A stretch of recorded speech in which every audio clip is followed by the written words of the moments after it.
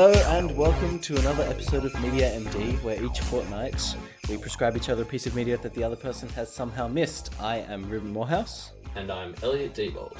And before we jump in, I just want to quickly say, in our previous episode I did say that this episode would be about Worm, but this is our special Christmas episode, so just stay tuned, and next episode will be about Worm. Yeah, this was not recorded last minute. No, don't believe that at all. Okay, so if we're not talking about Worm, Elliot, what are we talking about? Yes, so instead I am bringing you a Christmas special, Robbie the Reindeer. Yes, so I guess I'll just sort of quickly introduce Just jump into it, because I'm not even gonna try with that. So it's a claymation, like stop motion, 45-minute, I guess you'd say movie. I don't know, short, somewhere in the middle. Movie, yeah. And so it was made. You know how in the UK they do those things like Doctor Who will have like a Christmas special. Like a lot of their shows, they do like Christmas specials for charity. Yeah. So this was sort of built as one of those back in in 1999 or something. But is it for an existing show? No. So it was just part of that same sort of charity program. Just a Christmas special kind of thing. But it was an original thing, and so it wasn't done by the company that does like Wallace and Gromit and Aardman Animation. And so they did Chicken Run and stuff as well. It wasn't done by them, but it was done by people who work for them. Okay. So it wasn't an official company product, but it was done by the team. So the director with and their stuff, animation or something. Yeah, and the director and stuff were all from Aardman Animation. Oh, I see. So they all just worked on it, but they didn't attach the Aardman brand to it. So it's not officially done by them, but it's spiritually done by them. Cool. So is it the same claymation style as well? Yeah, and I think if you get into it, you'll sort of immediately see it's a slightly different style. But it's the same, really. Just like similar humor and stuff. Yeah. So lots of clay-based humor. That sort of thing. Great. My favorite genre of comedy is clay-based. Yeah. So I mean, there's three of these. They ended up making 3 Robbie the Reindeers, and I'm only recommending that you watch the first one, which is called Hooves of Fire. Okay. Just because, even as a kid, I watched the second one. So I found the first one of these when I was like 8 years old and loved it. And then when I was about 10, the second one came out. And I remember I was at my grandparents' place for Christmas and the whole family was there. And I just, I knew it was airing on ABC for the first time ever at 6:30. So I just left the party and went down into the basement where the TV was at my grandparents' place and just watched it by myself. And even as a 10-year-old with the lowest of standards for entertainment, even I knew it was terrible. It ruined Christmas. It was made by the Grinch. I mean, because there's things like the movie A Land Before Time. Yeah. That's a great movie. But there's also a bunch of sequels that are only enjoyable as a kid. Like I liked them when I was a kid, but now watching them is torture. Okay. So speaking of things that you liked as a kid, have you seen this since you were 8? Yes, I did rewatch it a few years ago, and I did still enjoy it, but it'll be interesting to see if maybe that was through nostalgia goggles. Okay, so this is also a bit of an experiment, I guess. It's a cautious recommendation. No, I would recommend it, because it's one of those things with, I'd almost compare it to, something like Shrek, where there's that adult layer of humor mixed in with stuff that kids can enjoy. Okay, and I guess that's kind of typical to the Aardman Animation style. Exactly. So I think there was a lot that was probably going over my head when I was watching it when I was 8, which I got to enjoy sort of for the first time when I rewatched it about 2 years ago. Okay. So enough backstory of both of you and of Aardman Animation and Robbie the Reindeer. So Robbie the Reindeer, I assume he saves Christmas one way or another. Is he a reindeer? Not really. So yes, he is a reindeer.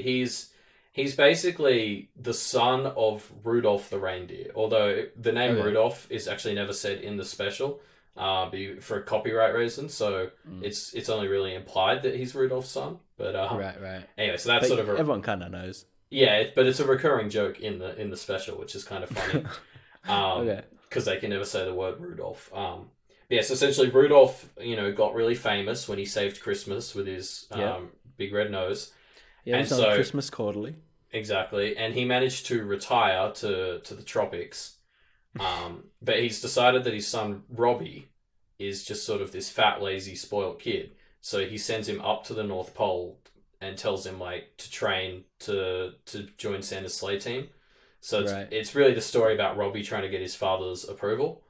Okay. Um, and yeah, I mean that's really all I want to say before you go into it. But Can yeah, I it's just ask?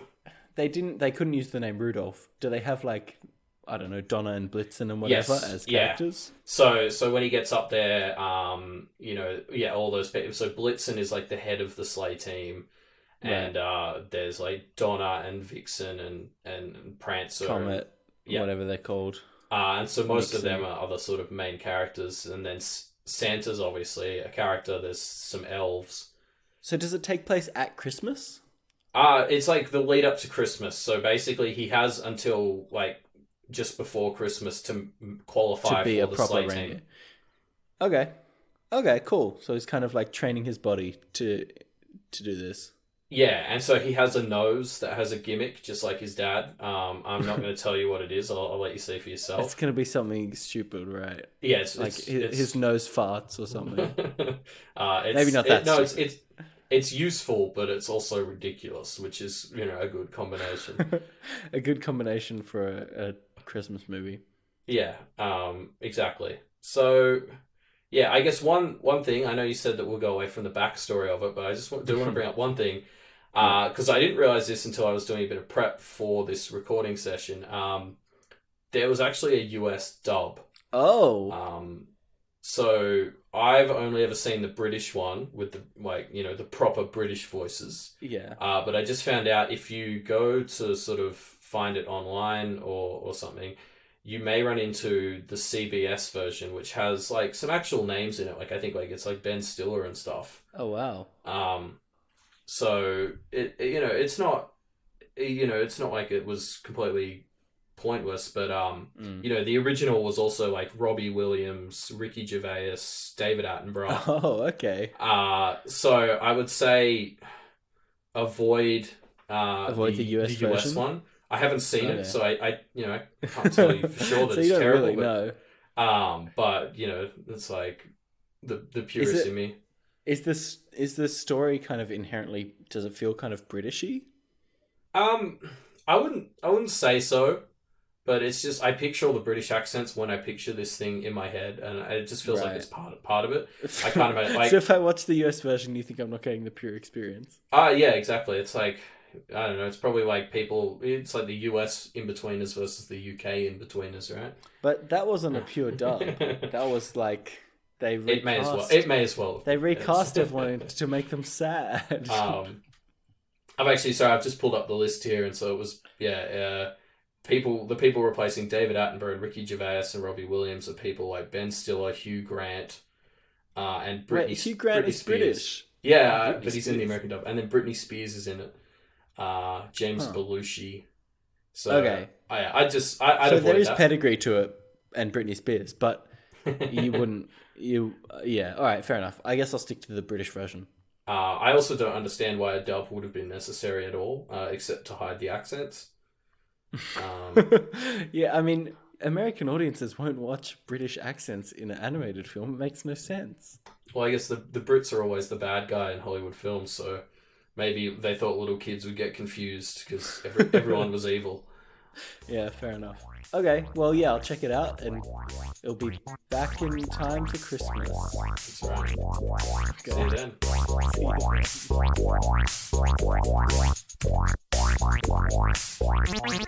And we are back 2 weeks later.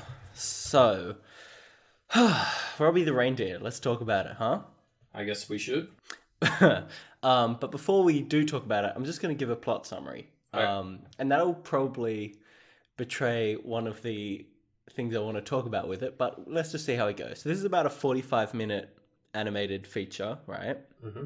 And so it starts off with Robbie coming to the North Pole, and he comes into the room where all the sleigh team is, all the reindeer. He's like, "Hey guys," and then they're like, "Hey," and then they train for a bit, and then Santa unveils a new sleigh, and then Robbie's kicked off the team, and then he goes and does some other thing for a while, and then he works in an elf factory for a while, and then he goes and trains for a bit. And this is kind of, hopefully you can tell from my tone of voice, one of the problems I have with this movie. It's very, or maybe not even a problem, I don't know how to describe it, but the plot of this movie is very, very eclectic and rushed for a half-hour film thing. So you mean like they tried to cram too much into the 45 minutes? Well, or just there were just too many pieces. I don't even know if I would say that it's a fault of the film. It was just weird when I was listening to it. I mean, in some ways I'd say it's a benefit, because if I imagine that I was a child watching this, it would be much easier for it to hold my attention if it's kind of, going from one thing to the next all the time. Yeah. And that's one of the things about this movie. It just kind of goes from one thing to the next very, very, very quickly. Which is, I don't know if I can call it a positive or a negative. I mean, it doesn't really detract from my experience watching it. It's just strange to think that it doesn't spend more than like 2 or 3 minutes on any one plot point. It's just kind of bam, do this, bam, go to the next one, bam, next one, right? Yeah. And I guess it does make it feel rushed in some ways. So the aim of the plot of the story revolves around Robbie training to become a reindeer and then kind of being a fat, lazy slob. And so he gets kicked off the team. And then the way he has to prove himself is by training to win this Reindeer Games thing, which is kind of like, a 10 event, Olympic kind of thing. And if he wins the steeplechase, jumping over the roofs of the houses and shit, then he's proven himself enough and he can join the sleigh team again, right? Yep. And so it's kind of like he goes around, and the first 10 minutes is just weird miscellaneous scenes of him interacting with reindeer and then him slobbing out while they're training. And then it kind of injects the plot in about 10 or 15 minutes through the movie. And then it kind of really speeds up a lot. It's very strange. Okay, I'm trying to remember when I viewed it. Like, I guess that's something I just haven't noticed because, I first watched it as a kid and probably wasn't thinking in that sort of way. And now when I watch it, I just sort of accept it as it is because that's what I'm expecting. Yeah, fair enough, I guess. And I mean, as a kid, I reckon it would actually make you more engaged because kids have terrible attention spans. And since I have a low attention span like a child, it helped me stay engaged. So I guess it was a good thing. I mean, there's one scene which really exemplifies the kind of eclectic nature of this movie, which is they're doing the training, Robbie, the main character, and the character called Old Jingle, who's like his mentor, his crazy mentor. Yeah. And they do their training montage, and eventually he gets good enough, and they start having this celebration on this, like, ice sheet or whatever, out on this frozen lake. Yeah. And they're celebrating, and then the ice kind of cracks, and this whale comes up, and they're still celebrating, and none of the characters notice, and the whale just kind of goes back down, and it's not even really a joke or anything. There's just this random whale that comes up and then goes back down. And as I was watching it, I was like, this really exemplifies how eclectic this movie is, that this thing happens. It's not even for a joke or anything. It just kind of happens, and none of the characters even notice, and then, it's over. And it was very strange. And you can imagine, this is a claymation movie, so they had to painstakingly animate each single thing, so it wasn't just a random decision to do that. It obviously was carefully considered, but I have no idea why, other than just to make the movie this weird misadventures, eclectic, low attention span kind of thing that it is. Well, and it was hilarious. What? But there's no joke there. The whale just comes up and then goes back down and no one notices. That's the joke. I guess. I don't know. It's very strange. Anyway, one more thing I want to touch on, just quickly, is that Robbie is training to compete in these Reindeer Games, right? Mm. And it's called the Reindeer Games, yeah? Yeah. So why isn't there a joke about how they wouldn't let Rudolph join in any Reindeer Games? It's a perfect joke that they set up, and it never paid off. I was waiting for it the whole time. But seriously, I think this movie kind of it's good. I mean, it's a good little Christmas special thing. Yeah. It's very strange. It's very Aardman Animation, to be honest. Like, if you like Wallace and Gromit and that kind of style, then you'll definitely like this for sure, because it's basically just more of the same. Yeah, it's that same sort of weird, wacky sense of humor and just atmosphere that they put into all their work. Yeah, and it has this nice kind of sense of humor, and it has jokes that are clearly not meant for children. Like there's a lot of weird sexual innuendos, and and at one point the kind of femme fatale reindeer Vixen says to Blitzen, "My bed's really cold. Won't you come warm it up?" or something like that. And Blitzen's like, "Oh, how can I refuse?" And I'm like, that's not even really a joke. It's just kind of weird stuff that shouldn't be in a children's movie. But I don't know, it works. I want to talk about one thing that you mentioned in the first part of this episode, which is Robbie's nose power. Yeah. Because I'm still kind of unclear. The movie is so quick that they don't really touch on anything for too long, so I'm still kind of unclear what his nose does. As best as I can tell, it has two abilities. One is that it can find things, and the other is that it's really bouncy. Is that right? I mean, yeah, the bouncy part was never really defined. Yeah, but yeah. I feel like the finding things was never really defined either, to be honest. No, they have that thing where he finds the places on the globe, and then he finds the yogurt. Yeah, but it's never like, my nose can find things. He just kind of does it once or twice, and then he mentions how Santa's looking for a navigator, so they've brought him in. But it's very, I don't know, it's very rushed, just like the rest of the movie, I guess. Yeah. I'd never really thought of it. Yeah, I guess I just assumed his nose was just a navigation tool that, I mean, because he learns to bounce on it, but it was never really implied that was a unique property of his nose. Yeah, it kind of is implied that all reindeers can just bounce along on their nose, right? Yeah. Okay, so we should elaborate on this a bit more. One of the kind of things that old Jingle, his old mentor, teaches him is this thing called the nose jump, right? Which is where he jumps onto his nose and then bounces off of it.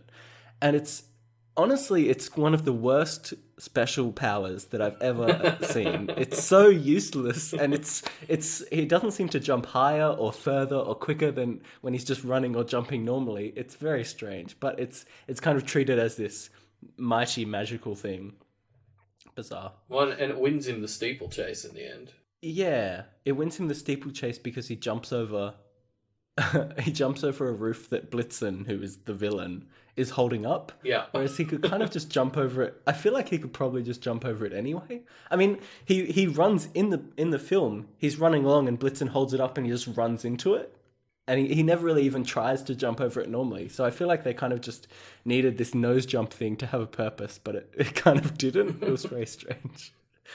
Anyway, there are a lot of good jokes in this movie for sure. And if you like Wallace and Gromit, and especially if you're a young child, I'm sure you'll like this. I mean, I enjoyed it just as a one-time viewing, but I don't think it would reach the kind of cult status that you hold it in, just for me, just from watching it as a 22-year-old, you know? Yeah, okay. One other thing I want to touch on is that I did, in the process of doing a lot of research to make sure that I can fairly consider Robbie the Reindeer, I did watch a little bit of the American version as well. Oh, yeah. And it's very strange. So in the first part of this episode, we did touch on that we kind of joked that the reason was because American people would think that since they have British voices as villains, they would think every character is a villain, right? Yeah. But we said that as a joke, but I kind of think that is the reason. And my evidence is that they get Hugh Grant to voice Blitzen, right? Really? Who is the villain. Yeah. So the one character that they keep a British voice with is the villain, and all the other ones change to American accents. So I kind of think that that's why they did it. And it's really weird. Hugh Grant, when I was watching the American version, I didn't even realize that it was Hugh Grant or that it was a different voice. I thought they had just kept the original dub, because Hugh Grant basically tries to imitate the original inflection on every single line. It's very strange. It's just like he just tries to copy Steve Coogan, who does the original voice. He just tries to copy how he does it. It's very weird. So it really was just a pointless exercise, redubbing it. Yeah, I feel like there was no reason to do it. Yeah. Oh, also, I watched the second one. Oh, you did? In the same interest of making sure I had done all my research, I watched Robbie the Reindeer, Legend of the Lost Tribe, which is the name of the second one. See, I don't think I've seen it since I watched it that one time when I was like 10, but there's like Vikings or something, and so Blitzen's in a prison and it's summer for some reason. It was very confusing. So the plot of that one is that now that the reindeer aren't working during Christmas, it's set in the summer, they need something else to do, so they set up a tourism business to bring travelers to the North Pole, but it fails. And then Blitzen was locked up for his shenanigans in the first movie, and he escapes, and he promises them that he can teach them how to revamp their business, but he ends up just tricking them and locking them up and then turning them into animatronic robots for his idea for a business, which is called Reindeer World. And so it's kind of like Disneyland-esque animatronics, but they're all reindeers, right? Yeah. And so Robbie has to go and recruit this team of Vikings to help him save the day. And when I'm saying it like that, I'm realizing that the plot sounds really stupid. But as I was watching it, it didn't seem any more or less kind of nonsensical than the original. Yeah. I don't know why I didn't like the second one as much as the first one. It felt very much like more of the same to me.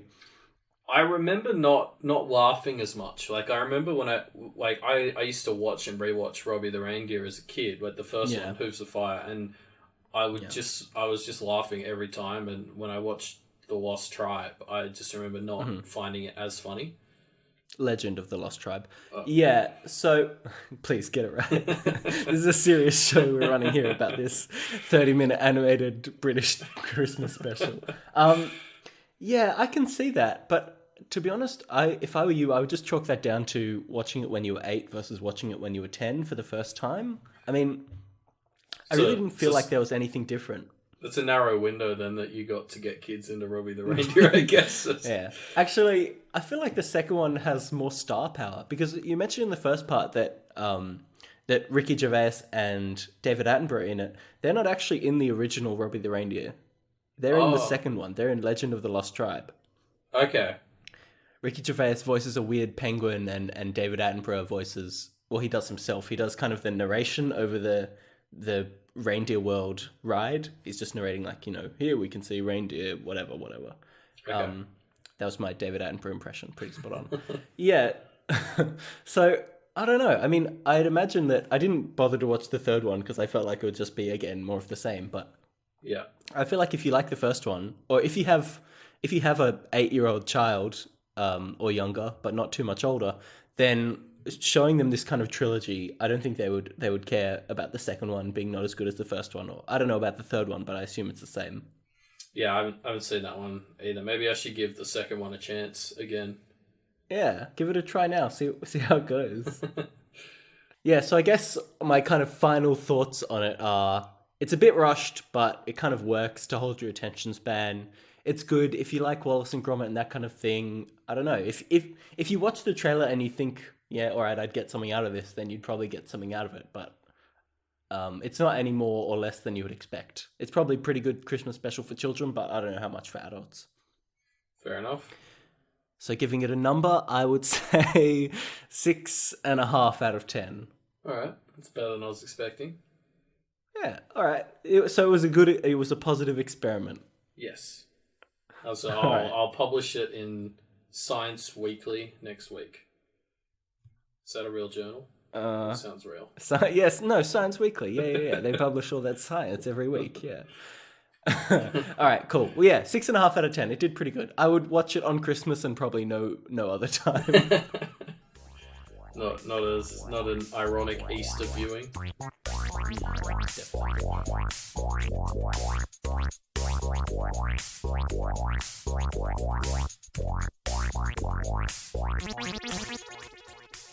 All right, so that wraps up another Christmassy episode of Media MD. Not another Christmassy episode. Another one? Another episode which is Christmassy. Anyway, we have a website which is mediamdpodcast.com. We have a Twitter and a Facebook. To be honest, if you just kind of Google Media MD Podcast, I'm pretty sure we'll come up. I think we've got enough listeners that will come up at the top of Google now, hopefully. Well, we'll find out if we get any more listeners after this outro. Yeah. Yeah, actually, this Christmas special is really going to bring in the numbers because Robbie, I don't know, Robbie the Reindeer it's got that name draw, you know. Yeah, everyone sees Robbie the Reindeer and comes, yeah. Cult following. Yeah, for sure.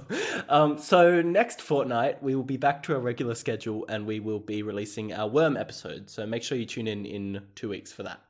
I will. All right, see you next time. See you then. Ho, ho, ho, ho, ho.